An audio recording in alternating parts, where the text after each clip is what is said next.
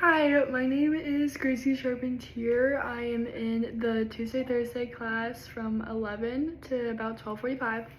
And the article that I chose to do was Shakespeare in the Bush by Laura Bohannon. I have the questions right up on my Chromebook, so I'll just read it off. The brief summary of the main idea of the article was it basically kind of talked about how the culture shapes interpretation and how she had this one story of Hamlet and she told it to this other like native group, and they interpreted certain things like the ghost and more religion aspect in completely different ways. And so it kind of talks about how the difference of what she interpreted and what they interpreted, and how they had to communicate in between certain scenes to fully really understand the story, and she had to really explain a lot of things to them. I would say how the article illustrates the impact of worldview on the interpretation of cultural meanings is it shows how quickly things can get misunderstood. If a culture hears certain things said and like that's very against theirs, they can get really offended, they can get even angry, they can lash out. Sometimes like it can mean war in different areas, like you can get really hurt if you say like certain words or phrases or you dress a certain way in another culture, you can get attacked. Reflecting on how the story challenges the notion that one's cultural views are normal or best. I don't think really any one culture has like the best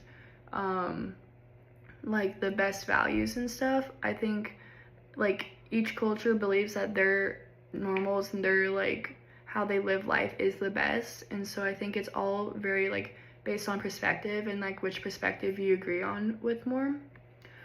A specific tradition that I have in my own culture is kind of like my family prays every time before we eat, and then during church like we'll all hold hands and pray, and that's like very normal for us, whereas some people actually pray on their knees or they'll pray for several hours at a time, which is their normal clearly.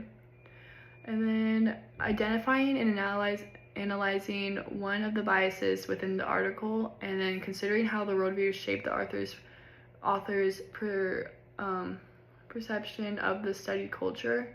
So I chose how in the story the initial like assumption was that the Tiv people would interpret Hamlet in essentially the same way she did, and she quickly found out that they actually didn't.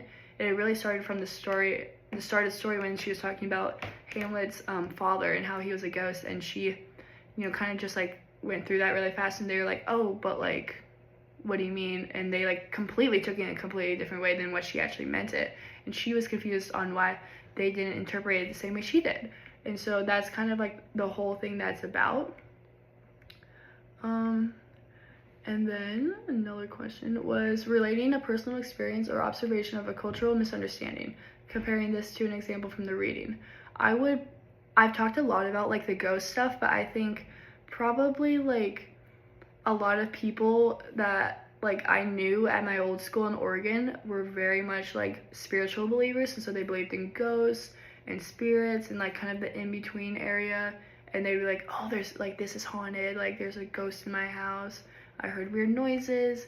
And so I would like compare that to kind of how she like told the story with like Hamlet's father's ghost spirit in there, and they were all like, whoa, what do you mean, what are you talking about, like they're super confused.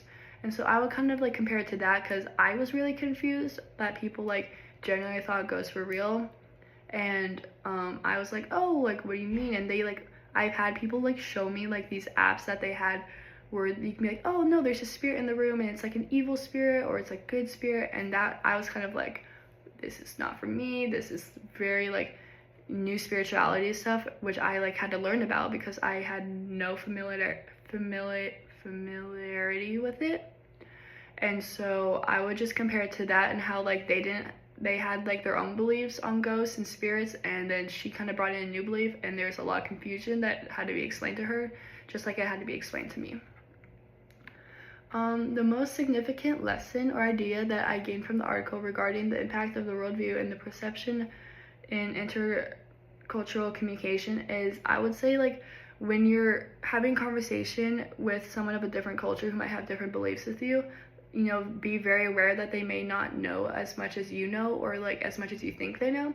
So kind of over explaining, making sure they understand, like being like, oh, like, do you understand what I'm saying?